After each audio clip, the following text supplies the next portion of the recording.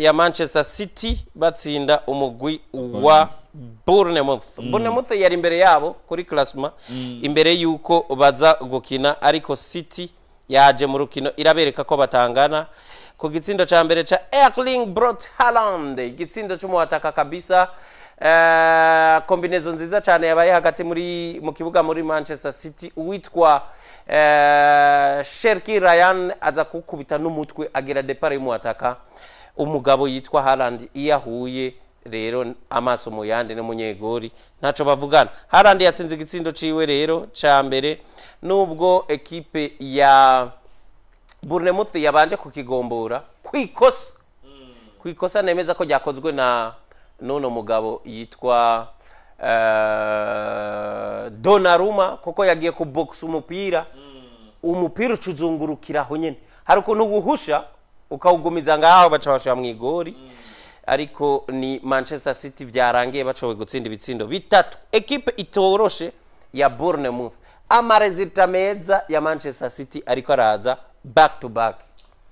Amarezita meza ya Manchester City ariko araza buke buke, ko biri kose rero ni Manchester City nta kosa yakoze na gatoyi, yaze gutsinda umugwi wa Bournemouth ibitsindo bigera kuri ibitatu ukuri kimurabona ko ni Man City iyo Erling Haaland ari mwiza, Man City nayo super kunze kubona ko akazi kagenda neza. N'abahungu rero ba Pep Guardiola avuga ati bariko barako bagaruka mu minsi yabo myiza kugira ngo bashobore kwiruka inyuma ya Arsenal, kandi mugati biracashoboka. Umwe mu mugwi mbona uzotanga akazi kandi na challenging wa Arsenal, Man City ndayishira kure. Ico kibazo rero Guardiola bakimubajije uko nyene turabona resultat zakunze, ekipe yafashe ritme iratangwa kuziratsinda. Ati twizere ko ugiye kwiruka inyuma ya Arsenal, ntuyihebera igikombe muri abakandida ku gikombe namwe. Guardiola rinamura ati icambere twosengera nuko Arsenal hoboneka n'abayinjiza igitsinda.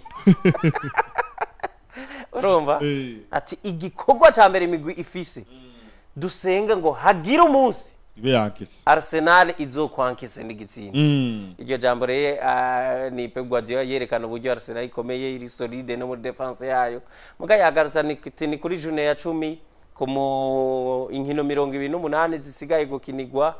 Ati vyose birashoboka mu misi iri imbere, ati reka tubandanye gusa gukora. Ni Manchester City rero yatsinze neza cyane ibitsindo bitatu kuri kimwe.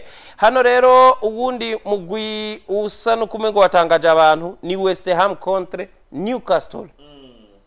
Wari witeze ko West Ham itsinda? Navyo nabona ariko ni West Ham the Hammers baje kwirenza umugwi wa Newcastle ibitsindo bitatu kuri kimwe super.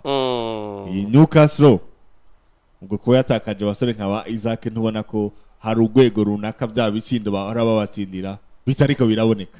Ariko uriya Voldemort yamusubiriye nabonye atsinda aratsinda, ariko ntari ku rwego rwa Isaac kugaragaza na sezo yabo ntiraba nziza wo bifatira hamwe.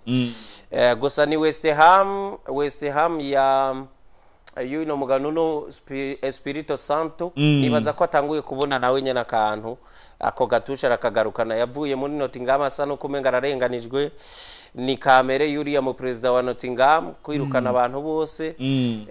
Buriya nagiye kumenya ko ari ni wawe mu president wa equipe ya Olympiacos hariya hoho nibara arirukana abantu cyane gose, ni kamere yiwe yataryohewe iyo obligare zitazigi. Mugabo uyu Nuno kuja muri West Ham nawe yatanguye nabi cyane atsindwa. Nibaza ko ari resultat nziza atanguriye kumugwi benshi bari gutahura na mutsinzi.